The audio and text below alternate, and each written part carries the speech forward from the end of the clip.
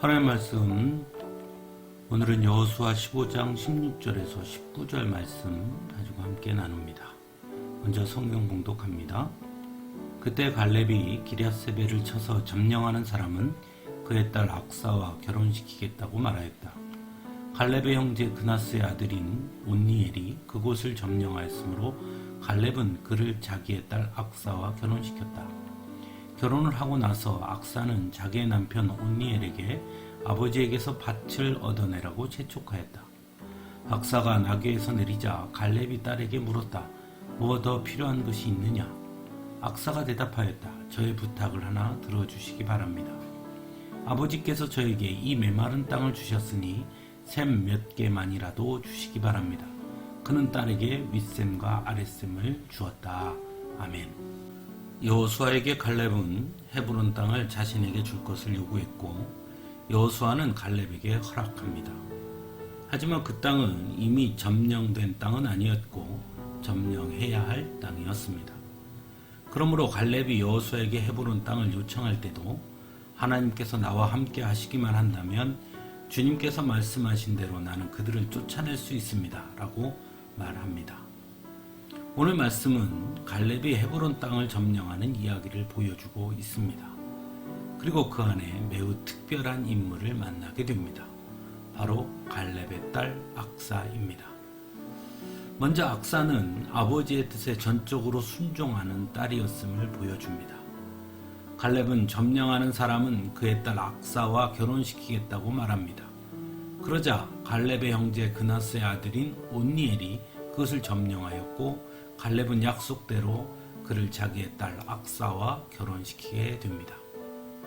하지만 정작 당사자인 악사는 그 결혼에 대해서 아무런 불평이나 자신의 생각을 말하지 않습니다. 그저 아버지의 뜻에 순종합니다.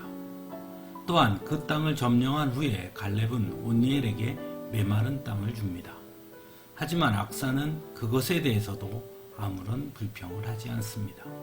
그저 자신의 아버지의 뜻을 따를 뿐이었습니다. 마치 아버지가 자신을 제물로 바치려고 할 때에도 아무런 불평을 말하지 않았던 이삭과도 같은 모습처럼 보이기도 합니다. 두 번째로 악사는 겸손한 사람이었습니다. 어떻게 보면 갈렙이 그 땅을 점령할 수 있었던 것에는 자신의 역할이 가장 크다고도 할 수 있을 것입니다. 하지만 악사는 자신의 몫을 아버지에게 요구하지 않습니다. 오히려 자신의 남편을 통해 요구하도록 합니다. 그래서 온니엘에게 자신의 아버지 갈렙에게 땅을 얻어내라고 말합니다. 또한 아버지에게 샘물을 구할 때에도 나귀에서 내려서 구하는 것을 보게 됩니다. 나귀에서 내린다는 것은 고대 근동에서 겸손을 의미하는 표현이기 때문입니다. 세 번째로 악사는 지혜로운 사람이었습니다. 가장 필요한 것이 무엇인지를 정확하게 아는 사람이었다는 것입니다. 자신의 아버지가 준 땅이 메마른 땅임을 알았기에 가장 필요한 것이 바로 샘이라는 것을 알고 아버지에게 샘을 줄 것을 요구하여 윗샘과 아랫샘을 얻게 되는 것이죠. 악사를 통해 성경이 우리에게 가르쳐주는 것은 무엇일까요?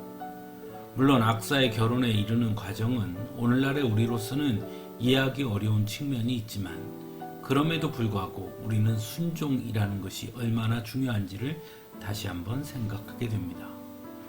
또한 순종이란 무엇인지도 생각해 보게 됩니다.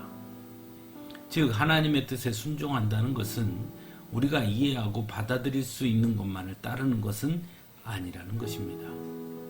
때로는 우리가 이해할 수 없지만 주께서 말씀하시면 그대로 따르겠노라 하는 것이 진정한 믿음의 자녀들의 순종의 태도가 아닌가 하는 것이죠.